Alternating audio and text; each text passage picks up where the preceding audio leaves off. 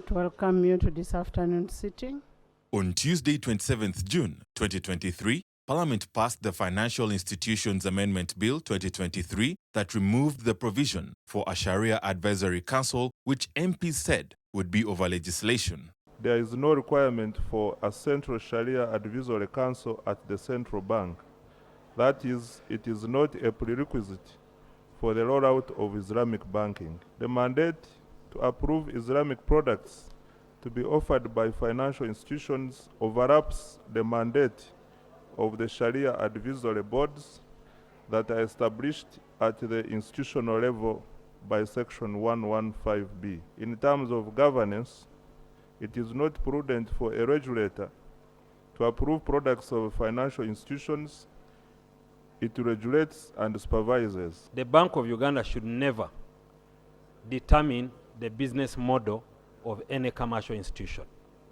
It should never sit and tell you what kind of product you should send to your customers. It should sit outside to determine whether that product is safe for the customers. It is safe for the financial institution.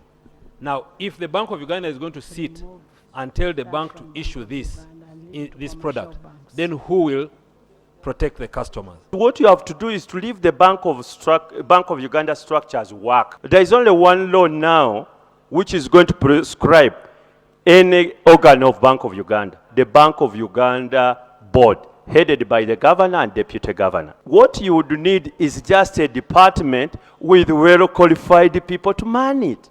Honorable members, I put a question that the Financial Institutions Amendment Bill 2023 be read the third time and do pass. Those in favor say on the contrary, nay. The ayes have it.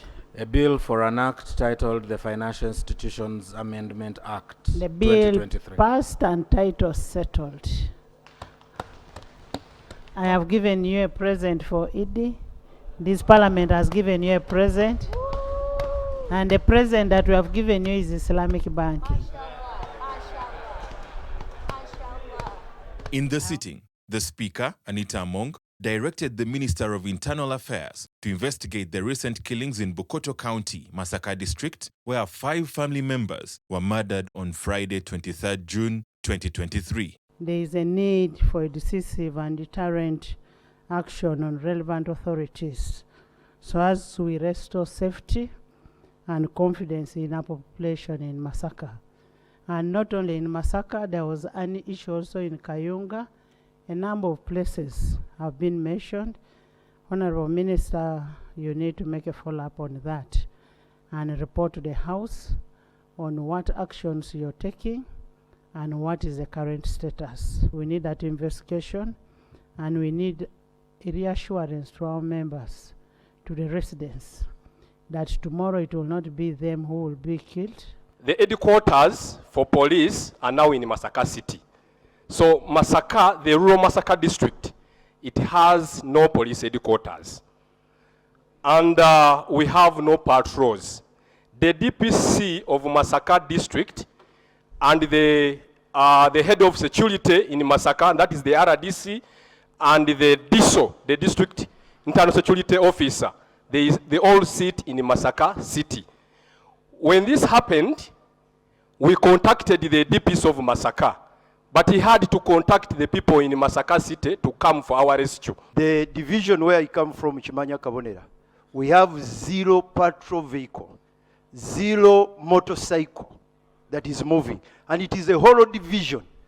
Right, Honorable, I want to request that in addition, when the Minister of Security is appraising this house on the issues of security in Masaka, he appraises us also on the facilitation of the police officers in that area so that they can respond to the security issues in that area. Regarding the necessities, the facilitation, that's a different matter.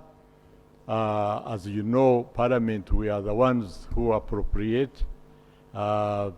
We shall liaise with the Parliament and see how to improve the facilitation of... During the sitting, Parliament reconsidered the National Sports Bill that was initially passed on the 2nd of March 2023 but returned by the President with key amendments which incorporated the introduction of archery and the deletion of kickboxing. His Excellency the President noted that whereas National Council of Sports has 51 recognized national sports federations, the list in Schedule 2 provide for 50 national sports federations / associations. In addition, kickboxing provided for under the schedule is no longer a recognized sport by the council and should therefore be deleted. Archery should be added in the schedule as it is recognized by National Council of Sports. The committee observation. The committee has examined the proposal by His Excellency the President and observed that the National Sports Bill as returned by the President under Schedule 2 does not include kickboxing. The committee further considered the issue raised by His Excellency the President relating to the National Sports Federation recognized by National Council of Sports and noted that Schedule 2 lists the sports disciplines and not sports federations as stated in the President's letter. Whereas the sports federations, which are 51, include the Association of Uganda University Sport, this is not a sports discipline and therefore could not be included in the schedule. This leaves the number of sports disciplines at 50. Recommendation: the committee recommends that archery sports discipline be added as proposed by His Excellency the President, since it is recognized by the National Council of Sports. Most of these disciplines we're talking about are disciplines which are played under the Olympics to begin with for purpose of archery. Archery, most of you, there's almost a bow and arrow which is sharp and it is normally played in Olympic Games. The committee observed that whereas the bill does not specifically state that the board of the National Council of Sports shall consist of 7 members, the bill carries the same spirit in the composition of the board. Therefore, in order to enhance clarity, the committee is agreeable to the President's proposal to have the number of the board members clearly stated and clearly provide for the representation of any 2 traditional regions of Uganda on the board by 2 persons. I put a question that the National Sports Bill 2023, as returned by His Excellency the President, be read the 3rd time and do pass. Those in favor say on the contrary, nay. The ayes have it. A bill for an act titled the National Sports Act 2023. Bill passed and title settled. On Thursday, 29th June 2023, legislators implored government to act on its promise of securing Kasese District to enable a return to normalcy for residents and students following the suspected rebel attack on a school in the district. Government pronounced itself and said we shall provide security in our school communities. Unfortunately, the school communities don't have security. Madam Speaker, if it pleases you, I'm asking you on behalf of the people of Kasese to direct the Minister for Defense, Internal Affairs and Security to ensure that adequate amount of power is deployed around school communities so that we don't have our sons and daughters breaking, off and missing their education. Honorable members who have picked up this matter seriously, and specifically maybe we must look at the areas where we know we might be our borders with our neighbors which are not good.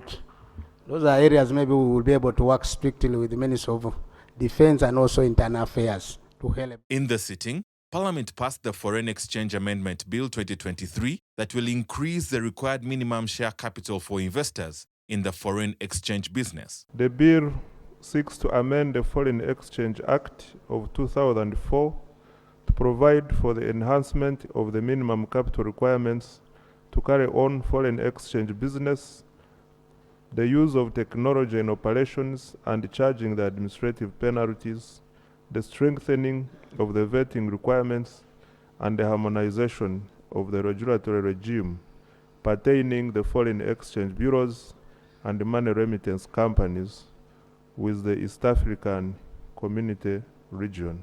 Forex bureaus are one of the low-hanging fruits for which so many of our local people pay. But when it comes to participating in transfers, the cost will be $200 million, both local and foreign. Now, we have to be very careful as we make this law that we don't outcompete, that the foreign people don't completely wipe away our local people. We are trying also to address issues of money laundering. And we shouldn't try to bring it low, yet our locals, even if they're operating, their businesses can be used for money laundering. And 200 million, in our opinion, as a committee, we think it is not so big, given the amounts that they use. Because, you know, the difference here is we're talking about forex bureaus and remittance of money or money transfers to other countries. And we think by the time you are at that level, you should be having that capacity. These are players in the financial sector space. We have banks there.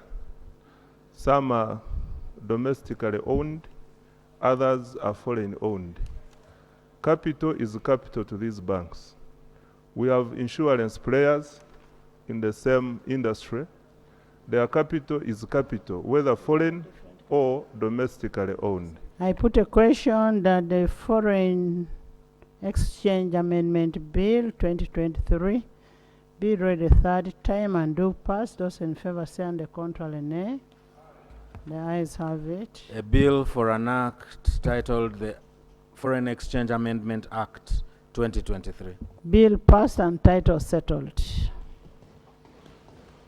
During the sitting, members of Parliament urged the Ministry of Education and Sports to provide schools with learning materials in line with the new lower secondary education curriculum. A number of secondary schools are running a new curriculum, but teaching using the old books of the old curriculum.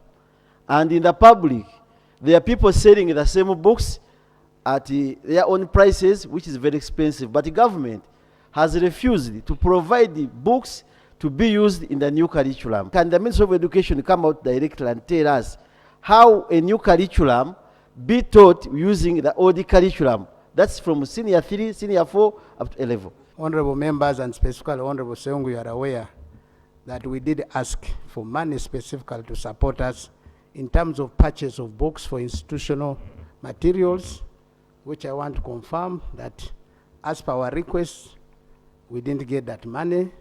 So these are the challenges we have. Yes, we have the entire curriculum ready, but our challenge is resources. Honorable Minister, give us a report on the issue for the new curriculum and tell us how many schools you have given books, because I don't believe that you can start a curriculum without a plan for it.